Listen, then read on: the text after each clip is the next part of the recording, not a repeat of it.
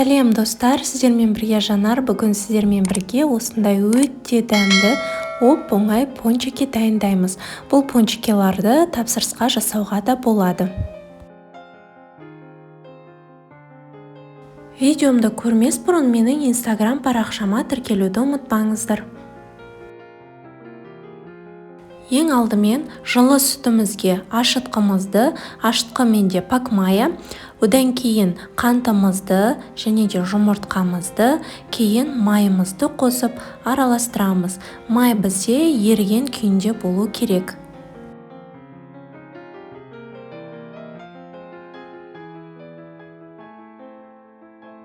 Соңында ұнымызды бөліп, қосып, жұмсақ қамыр илейміз.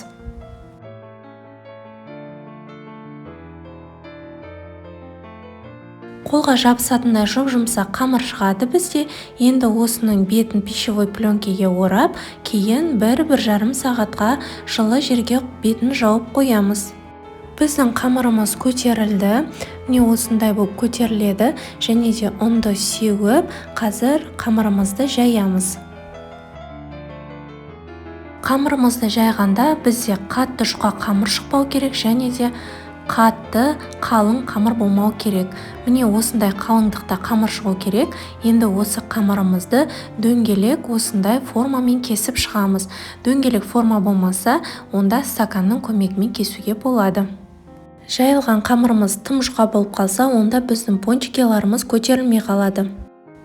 Жайылған қамырымызды осындай ыдыстың үстіне орамал төсеп, кейін араларын алшақтатып, барлық қамырларымызды қойып шығамыз.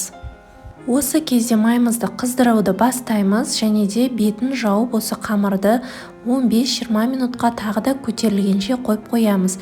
Кейін көтерілгеннен кейін ортасын осындай насаткамен немесе крышканың көмегімен домалақ етіп кесіп алып тастаймыз. Ортасын көтерілгеннен кейін ғана алып тастаған дұрыс болады. Егер де көтерілмей тұрып алсаңыз, онда ортасындағы формасы дұрыс шықпай қалады. Ортасынан қалған қамырды осылай тастап жүруге болмайды. Бұларды да біріктіріп, тағы да пончикилар шығаруға болады. Қызып тұрған майымызға пончикиларымызды салып пісіріп аламыз. Майымыз қатты қызып кетпеу керек. Қатты қызып кетсе, тез пісіп, пончикиларымыз көтеріліп үлгермейді. Сол себепті орташа отта осылай бетін қызартып аламыз. Сонда біздің пончикиларымыз көтеріліп үлгереді. Міне біздің пончикиларымыз дайын болды. Осы қамырдан бізде 20 штуктай пончики шығады. Енді ганашын дайындаймыз. Ганашы үшін мен Қазақстан шоколадымен және де сарма екеуін микротолқында ерітіп алдым. Немесе баяу отта ерітуге болады. Кейін осы піскен пончикилардың барлығын жаңағы шоколадымызға малып аламыз.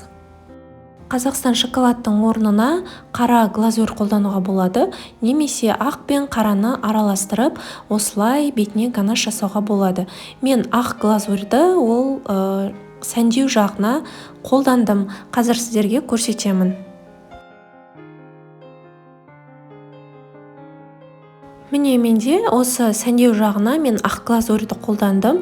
Ақ глазурьға мен баяу отта краситель қосып, солай ерітіп алдым. Кішкене май қосасыздар, сары май, және де осындай одноразовый мешокқа салып, бетін сәндейсіздер. Сәндеу жағы өз еріктеріңізде, немесе сәндемей, жай ғана осы шоколадтың үстіне жаңағы посыпкалар сеуіп қоюға болады. Осылай бетіне сәндеу жағына ақ глазурьді қолданатын кезде жай ғана глазурь мен краситель екеуін баяу отта ерітіп, кейін одноразовый мешокқа салып, осылай қолдансаңыздар болады. Және де бетін глазурьін септік, және де ганашын жасадық. Ең соңында бізде посыпкалар себуге болады. Өте әдемі көрінеді, әртүрлі посыпкалармен осылай әсемдеуге болады.